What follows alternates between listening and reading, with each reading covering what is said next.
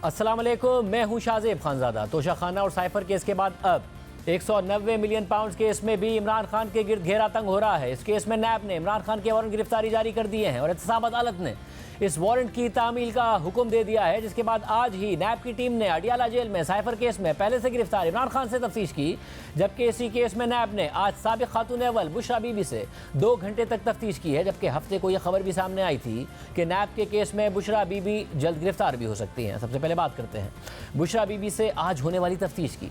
आज साबिक खातून अव्वल बुशरा बीबी अपनी कानूनी टीम के साथ नैब के सामने पेश हुई, जहां ज़राए के मुताबिक नैब की जानिब से बुशरा बीबी के सामने 11 सवालात रखे गए, जिनका बुशरा बीबी और उनकी कानूनी टीम ने जवाब दिया। नैब की जानिब से पूछे गए इब्तिदाई 8 सवालात जो जियो न्यूज़ को मौसूल हुए हैं, उनके मुताबिक नैब ने बुशरा बीबी से पहला सवाल ये पूछा कि आपकी तालीमी काबिलियत क्या है और क्या आपने इस्लामी तदरीस, फ़िक़्ह या दरस निज़ामी का कोर्स भी किया है। दूसरा सवाल ये पूछा कि अल-कादिर यूनिवर्सिटी प्रोजेक्ट ट्रस्ट बनाने का मकसद क्या है। तीसरा सवाल ये पूछा गया कि क्या आप ट्रस्टी होने के साथ साथ बतौर उस्ताद भी कोई जिम्मेदारियां अदा कर रही हैं। चौथा सवाल नैब ने यह पूछा कि क्या आप बतौर ट्रस्टी या उस्ताद यूनिवर्सिटी से किसी किस्म की तनख्वाह या मराहत लेती रही हैं। पांचवा सवाल ये पूछा गया कि अल-कादिर यूनिवर्सिटी ट्रस्ट बनाने का ख्याल किसका था और इसके लिए जगह का तयन किसने किया। छठा सवाल ये था कि आप बतौर ट्रस्टी अल-कादिर यूनिवर्सिटी में क्या जिम्मेदारियां अदा कर रही हैं। नैब ने बुशरा बीबी से 7वां सवाल ये पूछा कि इस ट्रस्ट को बनाने के लिए प्रॉपर्टी टाइकून और उनकी हाउसिंग सोसाइटी का क्या किरदार है और क्या आपने पहले उनसे रब्ता किया या उन्होंने खुद ट्रस्ट बनाने के लिए आपसे दिलचस्पी का इजहार किया था। और 8वां सवाल ये पूछा कि फ़रज शहजादी को आप कैसे जानती हैं, क्या आप उनके माली मामलात और किरदार के बारे में मुतमईन हैं। ज़राए के मुताबिक बुशरा बीबी से 7 सवालात ट्रस्ट और यूनिवर्सिटी के अकाउंट से मुताल्लिक किए गए थे, जबकि बाकी सवालात का ताल्लुक बुशरा बीबी, जुल्फी बुखारी और चेयरमैन PTI इमरान खान से था। नैब की जानिब से पूछे गए आखिरी 3 सवालात इस ट्रस्ट के हवाले से पैसों की ट्रांजेक्शन के बारे में थे।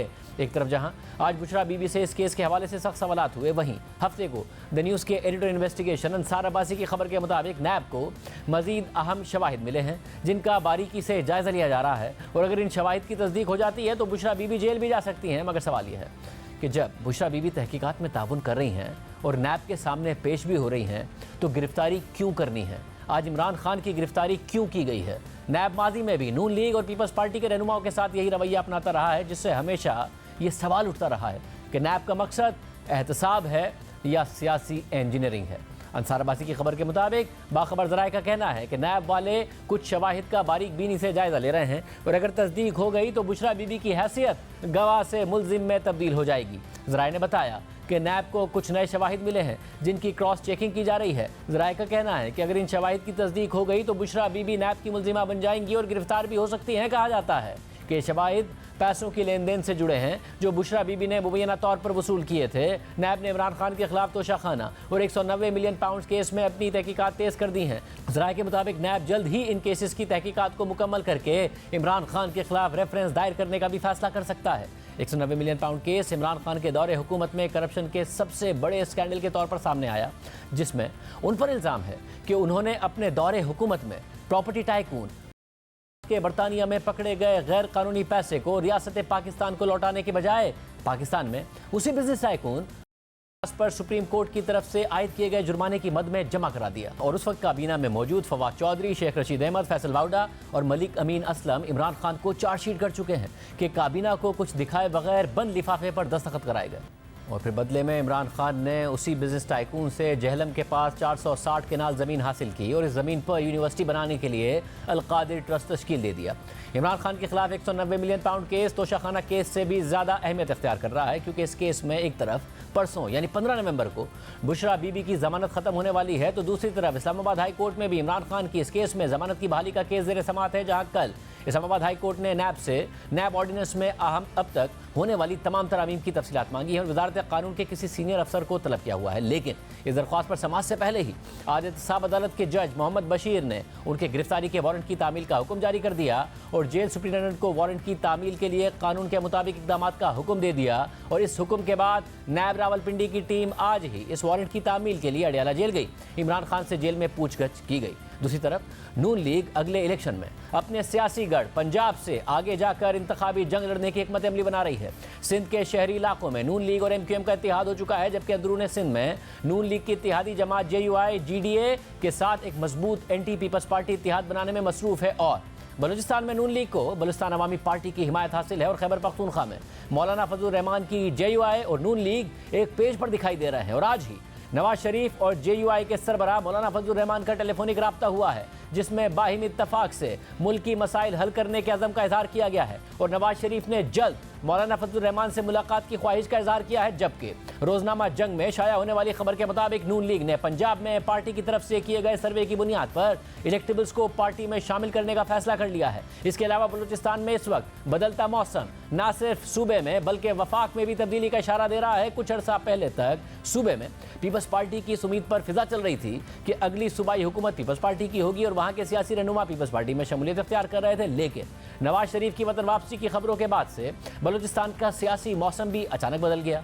शहबाज शरीफ की सरबराही में इत्तेहादी हुकूमत ने friendly leader of the opposition Raja Riaz के साथ मिलकर बलूचिस्तान अवामी पार्टी के अहम रहनुमाओं को निगरान हुकूमत की कमान दे दी और फिर नून लीग के लिए सूबे में एक बार फिर सियासी रास्ता हमवार होना शुरू हो गया और सूबे में पीपल्स पार्टी के साथ मुंसलिक होने वाले लोग अब दोबारा नून लीग की तरफ जाने लग गए हैं और उस नून लीग की तरफ जा रहे हैं जिसे मौजूदा सियासी मंजरनामे में खुद पीपल्स पार्टी किंग्स पार्टी का खिताब दे रही है। पहले नून लीग के सीनियर रहनुमा यार सादिक ने कोयटा का दौरा किया और अहम सियासी रहनुमाओं से मुलाकात की और अब ये तवक्को की जा रही है कि बहुत जल्द नवाज शरीफ, शहबाज शरीफ और मरियम नवाज भी कोयटा का दौरा करेंगे, जिसके बाद बलूचिस्तान के सियासी रहनुमाओं का नून लीग में शमूलियत का सिलसिला शुरू हो जाएगा। यानी एक तरफ तहरीक इंसाफ की राह में हर तरफ रुकावटें ही रुकावटें आ रही हैं, तो दूसरी तरफ नून लीग बगैर किसी रुकावट के अपने सियासी कदम फैलाती जा रही है, जिसकी वजह से हरीफ सियासी जमातें बिलखुसूस पीपल्स पार्टी और तहरीक इंसाफ ये इल्ज़ाम लगा रही हैं कि एस्टैब्लिशमेंट और नून लीग एक पेज पर हैं। नवाज शरीफ नए लाडले हैं और नून लीग एस्टैब्लिशमेंट की नई पसंदीदा जमात है, मगर नवाज शरीफ इस तासुर से खुश नहीं है।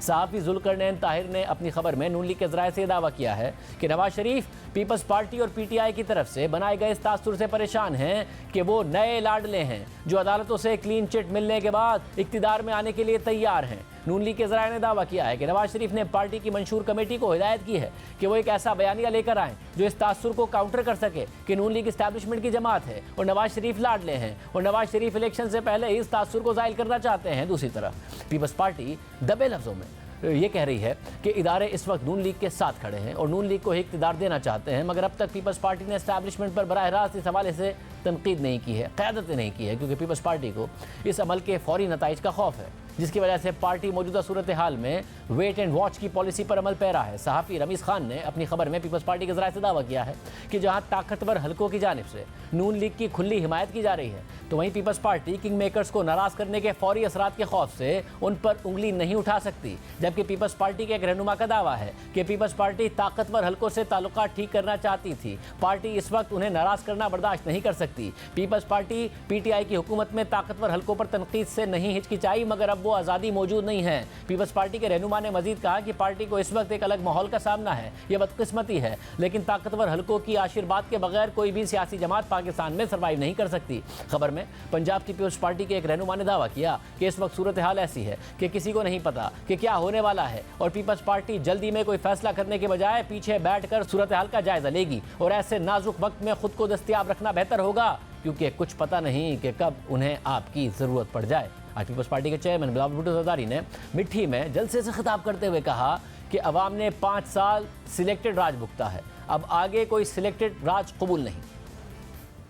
ये जो अपने कमरे में बैठ के मंसूबे बना रहे हैं, अभी से अपना इलेक्शन रिजल्ट्स डिक्लेयर करवा रहे हैं, उनके लिए पाकिस्तान के अवाम 8 फरवरी को जवाब देंगे। पाकिस्तान के अवाम किसी साजिश को कबूल नहीं करेंगे। पाकिस्तान के अवाम ने 5 साल सिलेक्टेड राज अब भुगता है, अब आगे जाके हमें कोई सिलेक्टेड राज कबूल नहीं है। हमारे वो दोस्त है, याद है ना हमारे दोस्त, वो भी लड़ रहे हैं, उनका हक है, मगर अगर वो समझते हैं कि वो तरीके इंसाफ को नकल करके इलेक्शंस लड़ सकते हैं, तो पाकिस्तान के अवाम फरवरी 8 को उनको भरपूर जवाब देंगे। फरवरी 8 को पाकिस्तान महंगाई लीग को हम हरवाएंगे, तीर को जितवाएंगे। सूरत हाल पर बात करेंगे, पीपल्स पार्टी का मौक़िफ़ भी लेंगे। नून लीग से हमारे साथ मौजूद हैं पार्टी के सेक्रेटरी जनरल एहसन इकबाल साहब। एहसन इकबाल साहब, बहुत शुक्रिया हमें शो में ज्वाइन करने के लिए। जगह जगह से ताने पड़ रहे हैं 2018 में जो पीटीआई के लिए हो रहा था, जिस तरह जीती, बिलावल कह रहे हैं अगर आप वैसा सोच रहे हैं तो फिर पीपल्स पार्टी आपके सामने खड़ी होगी। उससे पहले वो ये भी कह चुके हैं कि जब तक वोट को इज्जत दो आपका बयानिया था तब तक आपके साथ थे, अब साथ चलना मुश्किल हो गया। शाहजेब, वोट को इज्जत दो तो हमारा अब भी बयानिया है, लेकिन मैं इस बात पे हैरान हूँ कि पीटीआई और पाकिस्तान पीपल्स पार्टी, इनका किन अल्फाज में मैं शुक्रिया अदा करूं कि ये मुस्लिम लीग नून को इलेक्शनों में एक नफसियाती बरतरी देने की जिस प्रोपेगेंडा मुहिम को शुरू किए हुए हैं, यकीन कीजिए कि ये नताइज तो हम करोड़ों रुपए, अरबों रुपए खर्च करके भी हासिल नहीं कर सकते थे कि इन्होंने अवाम की नज़रों में एक नफसियाती तासुर बना दिया है, जो कि हकीकत भी इंशाल्लाह बनेगा कि मुस्लिम लीग नून की आइंदा हुकूमत आ रही है। तो ये तो सियासत की ABC से वाकिफ़ नहीं है। इलेक्शनों में हमें पता है कि जिस शख्स की ज़मानत ज़ब्त हो रही होती है वो कैंडिडेट भी कहता है कि इलेक्शन तो मेरी जेब में पड़ा है, मैं ही जीत रहा हूँ, मेरे अलावा कोई नहीं जीतेगा। तो जो उम्मीदवार खुद से अपने मुखालिफ की फतेह की खुशखबरी सुना रहा हो तो उससे ज़्यादा अक्लमंद सियासत में कौन होगा। अब दूसरी बात यह है कि क्या बिलावल भुट्टो साहब या पीटीआई वाले लेवल प्लेइंग फील्ड इसको कहते हैं कि 2018 में जिस तरह इन्होंने एक नाम नेहाद पनामा केस के अंदर नवाज शरीफ साहब को मैदान से बाहर कर दिया और इनको वॉक ओवर मिला, और उस वॉक ओवर के बावजूद मुस्लिम लीग नून जीती, और जीतने के बाद रात को फिर वो रिजल्ट सिस्टम जो है उसको बिठाया गया, RTS को बिठा के पीटीआई को जितवाया गया। तो उस किस्म का हालात तो नहीं है। नवाज शरीफ साहब के खिलाफ अगर मुकदमों में फैसला किया गया ये तो हुआ ना, अगर वो फैसले दुरुस्त हो रहे हैं, चूंकि वैसे आपके खिलाफ जो गलत हुआ जाहिर है उसकी तस्हीह होनी चाहिए, जिस तरीके से JITs बनी, जिस तरीके से मॉनिटरिंग जज लगा, मगर आपके साथ जो गलत हुआ वो सही हो रहा हो, मगर इमरान खान के साथ गलती का तासुर उभर रहा हो तो 2018 वाली सूरत हाल ही हो गई ना। अब नैब देखें, आज वो पहले ही साइफर के मुकदमे में गिरफ्तार हैं, नैब ने फिर गिरफ्तार कर लिया। कुछ गलत किया है, साबित करें, केस साबित हो जाएगा, खुद सजा हो जाएगी। मगर ये जो जल्दबाजियां हैं, क्योंकि आप लोगों को भी ऐसे गिरफ्तार किया जाता था ना, उस वक्त भी सवाल उठता था कि भाई एहसन इकबाल साहब कहां भागे जा रहे हैं, वो तो मुल्क में वापस आए, उन्हें गिरफ्तार क्यों करना है। मगर यही हालात वाकयात होते थे। देखिए, हमने इसीलिए नैब के कानून के अंदर तरमीम की थी, और शाहजेब आपको याद है कि इस कानून को सुप्रीम कोर्ट में कोई और लेकर नहीं गया था, और जब इमरान खान साहब लेकर गए थे तो हम पीटीआई वालों को कहते थे कि भी देखिए हम तो इस कानून को, पुराने कानून को भुगत चुके हैं, अब आपकी बारी है। अगर आपको वाकई दिल कर रहा है कि आप उस पुराने कानून की तलवार के नीचे खुद को लाना चाहते हैं तो फिर आ बैल मुझे मार, अगर आपकी सियासत है तो इसमें तो कोई आपकी मदद नहीं कर सकता। देखिए, इमरान खान साहब के जितने फैसले हैं वो खुद उनके जिम्मेदार हैं। जब तहरीक अदम एतमाद हुई तो किस पागल ने उन्हें मशवरा दिया था कि वो असेंबली से इस्तीफा दे के बाहर चले जाएं, वो असेंबली में बैठ के हुकूमत के खिलाफ मुजामत ना करें। उनको किस अक्लमंद ने मशवरा दिया था कि वो पंजाब और खैबर पख्तूनख्वा की अपनी हुकूमतें अपने हाथों से ख़त्म कर दें। उनको किस अक्लमंद ने मशवरा दिया था कि वो 9 मई को फौज की तनसीबात पे, शोहदा की यादगारों पे और जिना हाउस पे हमला करके पाक फौज के साथ और मुसल्लह अफवाज के साथ वो जंग शुरू करें जो हमारे अभी दहशतगर्द भी मुल्क के अंदर नहीं कर सके। उनको किस हकीम ने मशवरा दिया था कि वो नैब का वो काला कानून, जिसके ऊपर सुप्रीम कोर्ट और हाई कोर्ट कई चीज़ों को तरमीम के लिए कह चुके थे कि इससे ये सख्त जो कवानीन है ख़त्म होने चाहिए, जब पार्लियामेंट ने उन्हें ख़त्म किया तो उमर बंदयाल साहब के ज़रिए उन्होंने उनको बहाल करा लिया। तो अब इमरान खान साहब आज जिन मुश्किलात का शिकार हैं, ये सारी मुश्किलात उनकी फरमाइशी प्रोग्राम है। मगर ऐसे बात ना अपोजिशन का इमरान खान साहब ने कसूर है, ना एस्टैब्लिशमेंट का कसूर है। मगर ऐसे नहीं साहब, अपोजिशन का कसूर नहीं है, मगर आपके एस्टैब्लिशमेंट का भी कसूर नहीं है। इमरान खान साहब ने जाहिर है उससे बहुत ज़्यादा लाइन क्रॉस की हैं, मगर उसके बावजूद नवाज शरीफ साहब ने तो नहीं की थी ना इतनी लाइन क्रॉस, ना ही मोहतरमा बेनज़ीर भुट्टो ने की थी, जलावतनी उन्होंने भी भुगती, इसके अलावा केसेस उन्होंने भी भुगते। तो उस वक्त उन्हें किसी ने गलत मशवरे नहीं दिए थे, उसके बावजूद सब कुछ भुगतना पड़ा। तो लाजमी है कि कसूर और किसी का नहीं है, सियासतदान ही का है। जाहिर है उन्होंने लाइनें क्रॉस की हैं। 9 मई का वाकया हुआ, साइफर में उन्होंने गलत बयानी की, झूठ बोला, वो सारे मामला थे, 190 मिलियन पाउंड का केस। मगर क्या वाकई दूसरी साइड पर कभी कोई कसूर नहीं होता? जब जो उनके राइट साइड पर होता है उसे हमेशा लगता है कि उनका कसूर नहीं।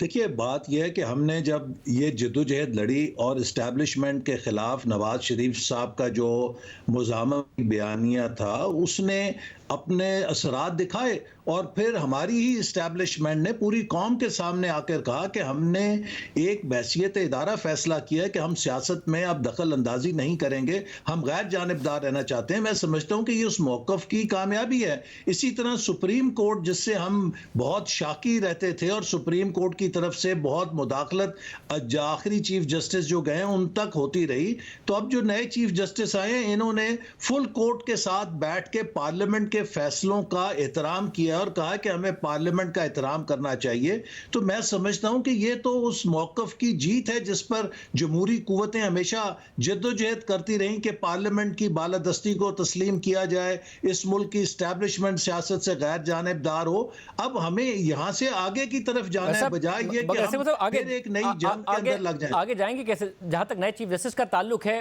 तो उन्होंने इस तासुर को जब खत्म किया है तो नजर भी आ रहा है कोई सियासी जमात उन पर एतराज भी नहीं उठा रही, ना पीपल्स पार्टी उठा रही है, ना ही तहरीक इंसाफ उठा रही है। मैं जब एस्टैब्लिशमेंट की हद तक बात करते हैं तो फिर क्यों लाडला कहा जा रहा है और ये खबर क्यों आ रही है कि नवाज शरीफ साहब खुश नहीं है इस तासुर से जो पैदा हो रहा है और वो चाहते हैं कि तासुर किसी भी तरीके से खत्म हो?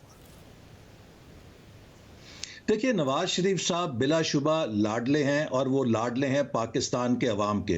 वो 24 करोड़ अवाम के लाडले हैं, चूँकि पाकिस्तान के अवाम ने जिस तरह उनका इस्तकबाल किया मीनार पाकिस्तान पर, तारीख़ का सबसे बड़ा जो जलसा हुआ, उसने साबित किया कि पाकिस्तान के अवाम उनकी उन काविशों को, उनकी उन खिदमात को, चाहे वो मुल्क को एटमी कुव्वत बनाने की थी, चाहे वो सी पैक की सूरत में थी, चाहे वो पाकिस्तान के अंदर जदीद मईशत की बुनियादें रखने की थी, चाहे महंगाई ख़त्म करने की थी, चाहे 2013-18 में लोड शेडिंग ख़त्म करने की थी, चाहे दहशतगर्दी को ख़त्म करने की थी, वो तमाम उनकी जो पाकिस्तान के अवाम के लिए, गरीबों के लिए, मजदूरों के लिए, किसानों के लिए खिदमात हैं, वो उनकी खराज तहसीन करते हैं और उसके लिए अपने दिल में उन्होंने जगह रखी। जितनी किरदार कुशी इस मुल्क के अंदर नवाज शरीफ साहब की हुई है, बार बार हुई है, उसके बावजूद वो लोगों के दिलों से नहीं निकल सके, तो इसका मतलब है कि वो पाकिस्तान के अवाम के लाडले जरूर हैं।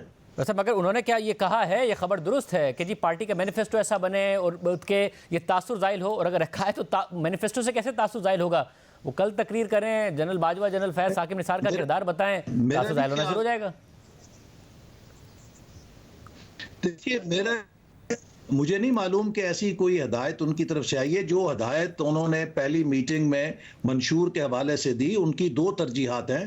पहली बात उन्होंने कही कि मुल्क की जो महंगाई है, मुल्क के जो मुआशी बहरान है, इससे अवाम को निकालने के लिए, नौजवानों को बेहतर मुस्तकबिल देने के लिए हमें ठोस लाएअमल पेश करना चाहिए। और दूसरी जो उन्होंने बहुत ताकीद से जिस बात पे इसरार किया, और मुझे याद है कि जब हम चार्टर ऑफ डेमोक्रेसी कर रहे थे उस वक्त भी जब मैंने उनसे ब्रीफ लिया था तो उनकी इसी पर अहमियत थी, और वो निज़ाम इंसाफ है कि हमें इस मुल्क के जो माहिरीन हैं उनसे मिलकर एक आम आदमी को इंसाफ देने के लिए ऐसी इस्लाहात करनी चाहिए जिससे हमारे निज़ाम अदल में लोगों को सालों साल तक इंसाफ के लिए इंतज़ार न करना पड़े। तो मईशत और निज़ाम इंसाफ, ये दो चीज़ें हैं जिनके ऊपर उन्होंने बहुत ताकीद की है मंशूर कमेटी को कि इसके ऊपर आप ठोस तजावीज़ पेश करें। वैसे मगर ये अब जो मुसलसल अलायंसेस की तरफ आप बढ़ रहे हैं, ये इसलिए कि आपको एहसास है कि आपको सिंपल मेजॉरिटी नहीं मिलेगी, वरना खैबर पख्तूनख्वा में मौलाना के साथ, फिर बलूचिस्तान, फिर सिंध, क्या वजह है कि तेजी से पहले ही, इलेक्शन से पहले ही आप अलायंसेस की तरफ बढ़ रहे हैं?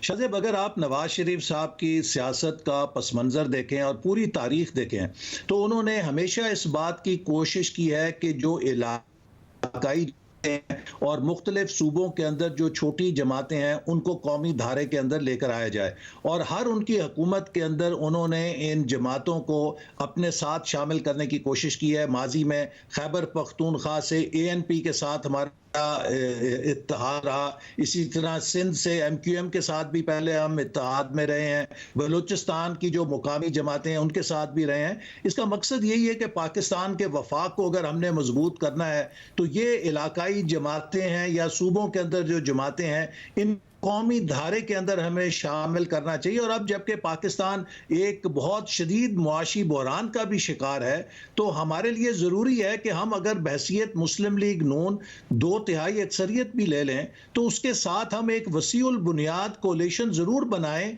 ताकि हम उन इस्लाहात के लिए जो पाकिस्तान को दरकार हैं। देखिए, अब पाकिस्तान को किसी लिहाज से आप जो बैंड एड सोल्यूशन जो है, या सिर्फ एक ऊपर से कोई लेपा पोती करके मईशत को ठीक नहीं कर सकते।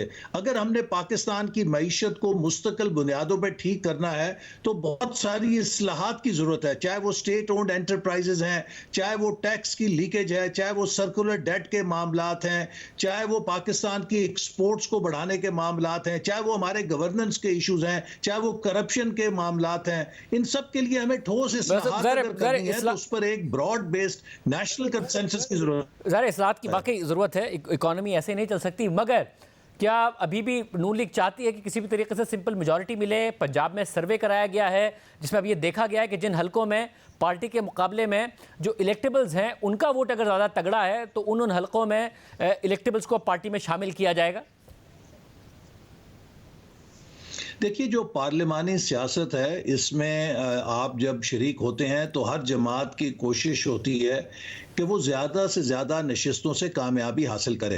आप सिर्फ महज सादा अक्सरियत ही नहीं चाहते, आप चाहते हैं कि एक मजबूत मौसर अक्सरियत हो जिसमें ब्लैक मेलिंग का अंसर ना हो, ताकि हुकूमत जो है वो किसी किस्म के दबाव से आज़ाद होकर जो मुल्क के मफाद में फ़ैसले हैं, पॉपुलर फ़ैसले ज़रूरी ना हो, लेकिन वो प्रॉपर फ़ैसले हों। कई दफ़ा ये होता है कि आपको सख्त फ़ैसले भी लेने पड़ते हैं जो मुल्क के लिए नागुज़ीर होते हैं। तो इसके लिए अगर आपके पास एक स्टेबल मैंडेट होगा, एक भरपूर मैंडेट होगा, तो आप ये फैसले ले सकते हैं। वगरना आप जो खींचा है और जो कोलिशन की ब्लैकमेलिंग है, उसके अंदर फिर स्टेटस को का शिकार हो जाते हैं। लिहाजा अगर ये कोशिश मुस्लिम लीग नून कर रही है कि हमें एक मुस्तहकम हुकूमत मिले, ये पाकिस्तान की मईशत के लिए बेहद ज़रूरी है। बहुत शुक्रिया हसन इकबाल साहब की गुफ्तगू आपने सुनी। फैसल करीम कुंडी साहब से पाकिस्तान पीपल्स पार्टी के हवाले से मौक़िफ़ लेंगे कि पीपल्स पार्टी अभी भी बराह रास्त तनकीद से इसलिए कतरा रही है कि वो इंतज़ार कर रही है कि वो राइट साइड पर आ सकती है इदारों के। कुंडी साहब, बहुत शुक्रिया हमें शो में ज्वाइन करने के लिए। कुंडी साहब, ज़ाहिर है बिलावल भुट्टो ज़रदारी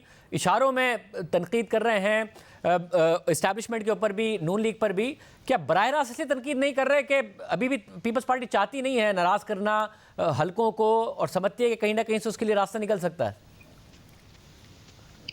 बिस्मिल्लाहिर्रहमानिर्रहीम। देखें, बिलावल भुट्टो ज़रदारी साहब ने एक बिल्कुल क्लियर बात की है। इसमें हमेशा पाकिस्तान पीपल्स पार्टी ने यह बात की है कि इस मुल्क में फ्री एंड फेयर इलेक्शंस होने चाहिए और पाकिस्तान की आवाम को फैसला करना चाहिए कि वो किसको वोट करते हैं। कि भला वो पीपल्स पार्टी को वोट करें, PMLN को वोट करें या PTI को, या जिसको भी वोट करें, उनका हक बनता है। लेकिन अगर आप सिलेक्शन के जरिए आएंगे, पाकिस्तान की आवाम इस वक्त सिलेक्शन को कबूल नहीं करेगी। अगर माजी में 5 साल हम लगे रहे और PDM हमने बनाई, अपोजिशन में रहे और हमने सिलेक्शन को रिजेक्ट किया, लेकिन अगर आज हमें कहा जाए फॉर एग्जांपल कि आप सेलेक्ट होकर आ जाए, हम बोलेंगे ठीक है, वो माजी की सिलेक्शन गलत थी और मेरी सिलेक्शन ठीक है। हम कहते हैं इलेक्शन होने चाहिए और अवाम उसको कबूल करे, जो भी इलेक्शन, ताकि हम इस मुल्क को इकोनॉमिकल क्राइसिस से निकालें। अगर फ्री एंड फेयर इलेक्शंस नहीं हुए तो आने वाली जो अपोजिशन होगी वो कभी भी हुकूमत का साथ नहीं देगी और अनफॉर्चुनेटली ये मुल्क सफ़र करेगा। वैसे मगर जब इमरान खान की हुकूमत थी तो सिलेक्टेड और सिलेक्टर्स दोनों पर तनकीद होती थी और नाम लेकर होती थी। मैं इसलिए पूछ रहा हूँ कि जो सिलेक्टर्स हैं उन पर नहीं तनकीद हो रही है, जो सिलेक्ट हो सकता है, जिनको आप कह रहे हैं लाडला नवाज शरीफ साहब, उन पर तनकीद हो रही है। तो क्या माहौल बदल गया है या कहीं ना कहीं से पीपल्स पार्टी समझती है कि अभी नाराज़ नहीं करना है, कोई रास्ता निकल सकता है? नहीं, हमारा पूरा एतमाद है इस इलेक्शन कमीशन के ऊपर। इलेक्शन कमिश्नर जो हैं उन पे पूरा हमारा एतमाद है और हम ये उम्मीद करते हैं कि इलेक्शन कमीशन जो है वो फ्री एंड फेयर इलेक्शंस करवाएंगे, क्योंकि इलेक्शन कमीशन पे बहुत बड़ी जिम्मेवारी है। और मैं समझता हूँ कि तारीख जब लिखी जाती है, माजी में अनफॉर्चुनेटली कोई ऐसे इलेक्शन कमिश्नर भी आए और इलेक्शन कमीशन था जिनकी तारीख में कोई अच्छे नाम नहीं लिखे जाएंगे। जिस तरह RTI सिस्टम बिठा दिया गया, RO इलेक्शन हुए, धुन के वाकयात हुए, तो ये चीज़ें किधर से होती हैं? इलेक्शन कमीशन से होती हैं। लेकिन हमें इलेक्शन कमीशन पे एतमाद है कि इस मुल्क में फ्री एंड फेयर इलेक्शंस कराएंगे और जिसको भी पाकिस्तान की आवाम वोट करेगी उसको ही जो है वो हुक्मरानी का, मैं समझता हूँ, हक मिलता है। यानी कि प्रैक्टिकली आपको जो सिलेक्ट होना चाहता है उस पर एतराज़ है, आपको सिलेक्टर्स की नीयत पे शक नहीं है इस वक्त? देखिए, जब हमें इस्टेब्लिशमेंट से गिला होगा या कुछ ऐसी चीज़ें होंगी तो बिल्कुल हम उपत ले आएंगे। अभी तक हमें कोई ऐसे एतराज़ात नहीं है। जब एतराज़ात होंगे तो फिर हम उनको भी बिल्कुल करेंगे, क्योंकि हमें इस वक्त सिविलियन इस्टेब्लिशमेंट पे बिल्कुल वो है, क्योंकि जिस तरीके से मियां नवाज शरीफ साहब को, जैसे हमने पहले कहा, लंदन से सी ऑफ किया, पाकिस्तान में जो प्रोटोकॉल दिया वो बाकी साबिक वज़ीर-ए-आज़म को नहीं दिया। अगर बाकी 5 साबिक वज़ीर-ए-आज़म को भी वो चीज़ होती तो हम समझते कि सारे वज़ीर-ए-आज़मों को ये चीज़ हो रही है, और अच्छी बात है, अगर होनी चाहिए। लेकिन अगर एक शख्स को देंगे तो तनकीद तो डेफिनेटली होगी फिर।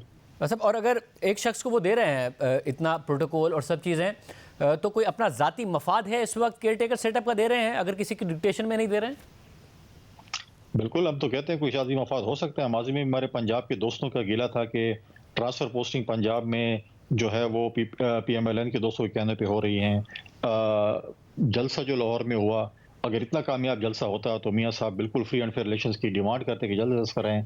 जलसा करना आसान बात है, बक्सा भरना जो है वो आवाम ने भरना है, अपने मैंडेट के जरिए वो करना है। 8 फरवरी को जब बक्से रखे जाएंगे फिर फैसला होगा कि आवाम किसको वोट करती है।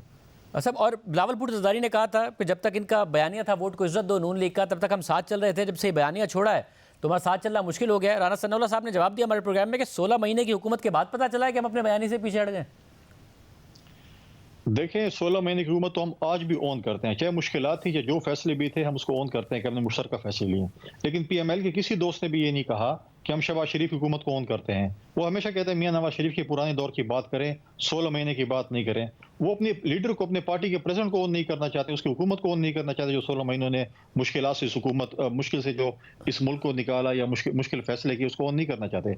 बिल्कुल, क्या आपने अभी तक मियां नवाज शरीफ साहब को सुना है कि उन्होंने लंदन वाला जो बयानिया उनका था या PDM का जो बयानिया था, जब 16 महीने की हुकूमत थी, चलो उसमें तो खामोश थे, PDM में जो बयान उनका था लंदन में, वो बयान अपने लंदन में ही उन्होंने छोड़ दिया। पाकिस्तान में आके उस बयान को उन्होंने नहीं दोहराया, चाहे वोट को इज्जत दो का था, चाहे फ्री एंड फेयर इलेक्शंस का था। लेकिन एक और चीज़ थी, उनका अपना ज़ाती मसला था, जिन्होंने कहा था जिन्होंने मेरे साथ ज्यादती की है उनको मैं सबक सिखाऊंगा या सजा दूंगा। चलो आपने उनको माफ़ कर दिया, वो आपका अपना अच्छी बात है, अपने माजी को छोड़ और आगे बढ़ने की। लेकिन आप बार बार जलसे में क्यों कह रहे थे कि मैंने वो कर दिया? क्यों इतनी ज़रूरत पड़ी आपको बार बार जलसे में कहने की कि मैंने माफ़ कर दिया और मैं आगे चलना चाहता हूँ? आपको जो बयानिया लंदन का था, ये 2 चीज़ें जिस पे आपको वोट को इज्जत दो की बात थी या फ्री एंड फेयर इलेक्शंस की बात थी, वो क्यों नहीं दोहरा रहे आप? मतलब अगर जब आपने कहा कि हम 16 माह की हम हुकूमत को ऑन करते हैं, नून लीग नहीं करती है, तो 16 माह की हुकूमत में रिकॉर्ड महंगाई थी। 2013 से 2018 तक जब नून लीग की हुकूमत थी उस वक्त नहीं थी। और आज बिलावल भुट्टो ज़रदारी ने कहा कि हम पाकिस्तान महंगाई लीग को हराएंगे, तो आप डिसोन ही कर रहे हैं ना कि महंगाई इनकी वजह से थी, हमारी वजह से नहीं थी। देखिए, हम उसमें इत्तेहादी हुकूमत थे, हमारा भी फ़र्ज़ था कि हम उनको मशवरे देते। जैसे प्रेसिडेंट ज़रदारी साहब ने जब हमारी हुकूमत जैसे ही आई और चीनी का सीज़न शुरू हुआ, क्रशिंग सीजन शुरू हुआ गन्ने का और चीनी बन रही थी, तो उन्होंने कहा कि जो आपके पास वाफिर मिकदार में चीनी पड़ी वो आप एक्सपोर्ट कर दें, आपकी चीनी आने वाली है तो आपको फ़ायदा हो जाएगा। लेकिन उन्होंने उस वक्त एक्सपोर्ट नहीं किया, और जब नहीं करना था उस वक्त उन्होंने कर दिया और फिर हमारे खाते में डालने की शुरू कर दी। कुछ चैनल्स पे जो है वो क्लिप्स भी चले। ज़रदारी साहब ने कहा कि आप चीनी एक्सपोर्ट करें। ज़रदारी साहब ने उस वक्त नहीं कहा था, जब क्रशिंग सीजन शुरू हो रही उस वक्त कहा था। लेकिन हमारा तो देखिए हमारे पास तो प्राइम मिनिस्टरशिप नहीं थी, प्राइम मिनिस्टरशिप PMLN के पास ही हम उनको मशवरे दे रहे थे। हमारी कोशिश थी कि मशवरे, जैसे तनख्वाह में बढ़ाने की हमने कहा कि जी आप 50% बढ़ा तनख्वाहें, मुश्किल से हमने 35% जो है तनख्वाहें बढ़ाने की होगी। हालांकि हमारे तौर पे आप कहते हैं पूरी तरह ऑन करते हैं, यहाँ से बात शुरू हुई थी, आपने एक एक करके डिसोन ही कर दिया कि नहीं हमारा नहीं था। हम तो कहते हैं आप भी नहीं करते, इसलिए तो कह रहे हैं महंगाई लीग के खिलाफ हम इलेक्शन लड़ेंगे। नहीं, हम कहते हैं हमने मुश्किल फैसले लिए, हमने मुल्क को डिफॉल्ट से बचाए कह रहे हैं। लेकिन PML तो बिल्कुल ही नहीं मानती ना। वो तो कहते हैं मियां साहब का पुराना दौर, ये नहीं कहते 16 महीने में उन्होंने क्या किए। उनके वजीर आजम भी थे, उनके वजीर खजाना भी थे, बिल्कुल बड़े उनके मतलब है कि पार्टी के प्रेसिडेंट भी थे, वजीर खजाना भी उनके थे, बाकी मिनिस्ट्री भी थी, हमारी भी मिनिस्ट्रियां थी, हम भी अपने जवाब दे। हम तो कहते हैं जल्द से जल्द इलेक्शन करें, हम तो 90 दिन में इलेक्शन। और कुटी साहब मुझे ये भी बताइएगा कि बलूचिस्तान और जनूबी पंजाब थे कि नहीं जनवरी फरवरी में इलेक्शन करें, क्या बलूचिस्तान में भी अब एक्टिव हो गई है नून लीग? जनूबी पंजाब की तरफ भी कह रहे हैं कि एक्टिव होने जा रहे हैं, इलेक्टेबल्स की तरफ जा रहे हैं। पीपल्स पार्टी की क्या हिकमत अमली होगी बलूचिस्तान में और जनूबी पंजाब में? पहले तो खबरें आई थी कि बलूचिस्तान में लोग काफ़ी शामिल होंगे, फिर वो वहाँ से पीछे हट गए, फिर खबरें आई कि पीपल्स पार्टी बड़ी नाराज़ है कि कमिटमेंट उनसे हुई थी मगर वो कमिटमेंट तोड़ दी गई है हल्कों की तरफ से, ताकतवर हल्कों की तरफ से। अब क्या है आपकी स्ट्रैटेजी? देखिए, पाकिस्तान पीपल्स पार्टी ने हमेशा अपने मंशूर पे गई है। हमने सीट एडजस्टमेंट किए हैं, ज़्यादा इत्तेहाद हमने इलेक्शन में माजी में भी नहीं किए। हम हमेशा इत्तेहाद बनाते हैं इलेक्शन के बाद। अब PMLN बिल्कुल हम उनको वेलकम करते हैं। सिंध में भी वो इत्तेहाद उन्होंने कुछ बना लिया, कुछ बनाने जा रही है, और माजी में हमारे इन जमातों के साथ कभी भी इत्तेहाद नहीं रहे, हमारे खिलाफ ही रहे जिनके साथ ये इत्तेहाद बनाने जा रहे हैं। हम इनको वेलकम करते हैं। ये बलूचिस्तान में भी बनाए, ये KP में भी बनाए, ये सिंध में भी बनाए। इंशाल्लाह ताला हुकूमत हम बनेंगे। हमने माजी में भी जो है पंजाब में इतने खातिर खास सेंट्रल पंजाब में सीटें नहीं ली, साउथ पंजाब में ली हैं, कुछ सीटें हमने सेंट्रल पंजाब में ली हैं, इसी तरीके से केपी और बलूचिस्तान में, और हमने 2008 में हुकूमत बनाई है। और इंशाल्लाह ताला हम दोबारा इस दफ़ा भी जो है वो हुकूमत बनाने के लिए जा रहे हैं, और इंशाल्लाह हम इत्तेहादी जमातों के साथ हुकूमत बनाएंगे। कुड़ी साहब, आप ज़रा खैबर पख्तूनख्वा से आपका अपना ताल्लुक है, आप इलेक्शन लड़ते रहे हैं। तहरीक इंसाफ का तो दावा है कि हमारी लहर चली हुई है तहरीक, और हम खैबर पख्तूनख्वा में तो स्वीप करेंगे अगर बल्ले ने इलेक्शन लड़ा, जो कि वो कह रहे हैं कि वो लड़ेंगे। वो लहर आपको नज़र नहीं आ रही है? उनका जमहूरी हक है। हम कहते हैं कि पार्टी में अच्छे बुरे लोग होते हैं, जो कॉन्स्टिट्यूशन की बात करते हैं, जो रूल ऑफ लॉ की बात करते हैं, जिनको हक होगा इलेक्शन लड़ने का, वो बोलें। उनका दावा अपनी जगह पे है। इंशाल्लाह ताला आप देखेंगे कि हम हुकूमत सूबे में भी हम इत्तेहादी जमातों के साथ मिलकर हुकूमत बनाएंगे और मरकज में भी बनाएंगे। मतलब अगर वो मेरा सवाल, वो लहर आपको नजर आ रही है या नहीं आ रही है कि तहरीक इंसाफ की बाकायदा तौर पर लहर मुझे लहर मौजूद नहीं नजर नहीं आ रही है। फिलहाल तो वो अपने दोस्तों को जो संभालें, जो उनको छोड़ के जा रहे हैं। ये इनकलाब की बातें करते थे, ये कहते हैं हम लोगों को रुलाएंगे, ये करेंगे। आज तो इनकलाब वाले 2 दिन थाने में नहीं जाते, तीसरे दिन जो है ना वो पार्टी छोड़ देते हैं। पाकिस्तान पीपल्स पार्टी के वर्करों के साथ भी ऐसा हुआ था जब शेर जुल्फिकार भुट्टो को फांसी चढ़ाया गया था। अगर आपको उनके साथ क्या कुछ नहीं हुआ, लेकिन हमारी पार्टी के लोग हमें छोड़ के नहीं गए थे। अच्छा, खैबर पख्तूनख्वा में 2/3 मेजॉरिटी थी तहरीक इंसाफ की, पंजाब में तो सिंपल मेजॉरिटी नहीं ले पाई थी। जब आपको खैबर पख्तूनख्वा में नहीं लहर नजर आ रही है, जो आपका सूबा है, तो पंजाब में आपको कैसे लग रहा है कि नून लीग लाडला हो गई है, वहाँ लहर नहीं है? वो तो दावा यही कर रही है तहरीक इंसाफ, हमारा हर जगह पर हमारी लहर है। और जाहिर खैबर पख्तूनख्वा में ज़्यादा पॉपुलर थी तहरीक इंसाफ। उनका जमहूरी हक है कि वो कहें कि पूरे पाकिस्तान में उनकी लहर है। कौन कहेगा उनकी लहर? वो कह रहे हैं अगर उनका बयान है लहर है, तो इलेक्शन जो है 8 फरवरी का बता देगा कि किसकी लहर है किसकी नहीं है। हम आज भी कहते हैं अगर उनकी लहर है 8 फरवरी को फ्री एंड फेयर इलेक्शन होने चाहिए। अगर उनकी लहर है, अवाम उनको वोट देती है, बिल्कुल दे, हमारे मुखालिफ हैं। फिर भी अगर उनको वोट देती दे, अगर नून को देती है, लेकिन कम अज़ कम इलेक्शन के बाद political parties, majority political parties कम अज़ कम ये नहीं कहे कि मुल्क में धांधली हुई है या कोई लोग सेलेक्ट होकर आए हैं या सिलेक्शन है। हमारा तो ये दावा है कि हम अगर मुश्किल में भी हों, हम अपोजिशन में भी हों, हम आवाम के साथ रहें, अपने पार्टी वर्कर के साथ रहें, मुल्क से बाहर नहीं गए। हमने हमेशा मुल्क में रहकर ही हुकूमतों का मुकाबला किया, मुल्क से बाहर रहकर हुकूमतों का मुकाबला नहीं किया। बहुत शुक्रिया। प्रोग्राम में ब्रेक शामिल करते हैं, उसके बाद जिक्र होगा कि इसराइल की हट दर्मी जारी है और क्यों जारी है, क्यों गजा का अलमिया संगीन हो रहा है। हकाइक आप पसंद रखेंगे ब्रेक के बाद।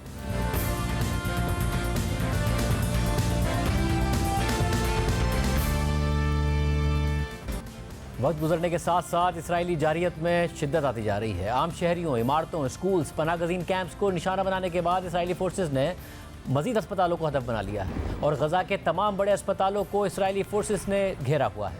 अस्पतालों के बाहर टैंक और स्नाइपर्स तैनात किए गए हैं, जिन्होंने अस्पतालों में आमदोरफ्त पर सख्त पाबंदियाँ लगा दी हैं और फायरिंग भी कर रहे हैं। सिर्फ यही नहीं, गजा में इसराइली बमबारी से होने वाली हलाकतों के साथ साथ अब अस्पतालों में ईंधन ख़त्म होने की वजह से नौमौलूद बच्चे ज़िंदगी की बाजी हार रहे हैं। गजा के महकमा सेहत के मुताबिक अलशिफा अस्पताल में पिछले 3 दिन में 34 मरीजों की अमवात हो गई हैं, जिनमें से 7 नौमौलूद बच्चे थे। अलशिफा अस्पताल में मुतादिद बच्चों की जानें अब भी ख़तरे में हैं, जबकि वेंटिलेटर पर मौजूद दर्जनों मरीजों की जानें भी ख़तरे में हैं। सिर्फ यही नहीं, अलशिफा अस्पताल का स्टाफ तकरीबन 100 लाशों की तदफीन नहीं कर पा रहा है और ये लाशें अस्पताल के सहन में डिकम्पोज हो रही हैं, जिससे मरीजों के लिए भी खतरात पैदा हो गए हैं। ईंधन ख़त्म होने से शुमाली गजा के अस्पताल बंद होने की इतलात भी आ रही हैं। गजा के महकमा सेहत के मुताबिक इसराइली जारियत से इन 37 दिनों में गजा में 11,000 से ज़ायद लोग शहीद हो गए हैं, जिनमें से 2/3 बच्चे और ख़वातीन हैं। ये वो सूरत हाल और हालात हैं जिसकी वजह से पूरी दुनिया में इसराइली मज़ालिम और फ़लस्तीनियों से इजहार यकजहती के लिए मुजाहरे हो रहे हैं और वो ममालिक जो इसराइल की माली, अस्करी और सिफारती मदद कर रहे हैं, अब उन पर भी अपने अवाम का दबाव बढ़ रहा है। दूसरी तरफ बरतानवी वज़ीर आज़म ऋषि सुनक ने सेक्रेटरी दाखिला सुएला ब्रावमैन को ओहदे से बरतरफ कर दिया है, क्योंकि उन्होंने बरतानिया में फ़लस्तीनियों के हक़ में होने वाले मुजाहरों पर तनकीद करते हुए पुलिस के नरम रवैये पर सवालात उठाए थे, जिसके बाद वो खुद तनकीद की जद में आ गई थी और बरतानवी वज़ीर आज़म ऋषि सुनक पर भी दबाव आ गया था, जिस पर उन्होंने सेक्रेटरी दाखिला को बरतरफ कर दिया। ये वाज़ेह है कि खुद ऋषि सुनक इसराइल की मुसलसल हिमायत कर रहे हैं और उसकी तमाम कार्रवाइयों के साथ खड़े हैं और इस तनाज़े के आगाज़ के बाद वो खुद इसराइल का दौरा भी कर चुके हैं। इसके अलावा इसराइल के सबसे बड़े इत्तेहादी अमेरिका पर भी दुनिया के साथ साथ अपने अवाम का दबाव बढ़ता जा रहा है। सीज़ फायर के मुतालबात हो रहे हैं। खुद बाइडेन इंतजामिया के अहलकार भी एक पेज पर नहीं हैं, जबकि अरब ममालिक में तैनात अमरीकी सिफारतकार मरासले भेजकर इसराइल से मुतालिक पॉलिसी पर अमरीकी हुकूमत को खबरदार कर रहे हैं। इस जंग के आगाज़ के बाद से अमरीकी सदर जो बाइडेन एक तरफ इसराइली कार्रवाइयों की हिमायत कर रहे हैं और उसे माली और अस्करी मदद भी फराहम कर रहे हैं, लेकिन साथ ही वो ये भी चाहते हैं कि दुनिया के सामने अमन के हवाले से अमेरिका का अपना इमेज भी ख़राब ना हो और उसके आलमी असर रसूख पर भी सवाल ना उठे, मगर वो इस हवाले से मुकम्मल नाकाम नज़र आ रहे हैं क्योंकि इसराइल अमेरिका की एक भी बात नहीं सुन रहा है। यहाँ तक कि इसराइल ने कुछ रगमालियों की रिहाई के बदले में जंग में 3 दिन के वक्फे की अमरीकी तजवीज़ भी मुस्तरद कर दी है। साथ ही इसराइल अमरीकी मुखालफत के बावजूद गजा पर कब्जे के ऐलान पर भी कायम है। जो बाइडेन इंतजामिया शदीद दबाव और मुश्किल सिफारती सूरत हाल से दो चार है। इस पूरी सूरत हाल के हवाले से अल जजीरा में एक आर्टिकल शाया हुआ जिसके मुताबिक गुज़िश्ता हफ्तों में दर्जनों ममालिक इसराइल से जंग में आर्जी वक्फे का मुतालबा करते रहे हैं, जिन्हें इसराइल मुस्तरद कर चुका है। गुज़िश्ता जुमेरात को एक सरप्राइज बयान में व्हाइट हाउस ने दावा किया कि इंसानी बुनियादों पर इसराइल अपने मिलिट्री ऑपरेशन में महदूद वक्फा कर देगा, लेकिन अब तक ऐसा एक भी वक्फा नहीं हुआ है। इसके अलावा अमरीकी वज़ीर ख़ारजा एंटनी ब्लिंकन ने भी कहा था कि इसराइल को गजा पर दोबारा कब्जा नहीं करना चाहिए और वो फ़लस्तीनी जो गजा से भाग गए हैं उन्हें वापस आने की इजाज़त मिलनी चाहिए। आर्टिकल के मुताबिक इसराइल मशरिक़ वस्ता में अमरीका का मजबूत और काबिल भरोसा इत्तेहादी है और ऐसा मुमकिन नहीं है कि दोनों तरफ की इंतजामिया में इख्तलाफात की वजह से दोनों ममालिक के ताल्लुकात ख़राब हो जाएँ, लेकिन खुद अमेरिका को अपने मशरिक़ वस्ता में इसराइल के साथ साथ अरब स्ट्रेटेजिक पार्टनर्स की भी ज़रूरत है।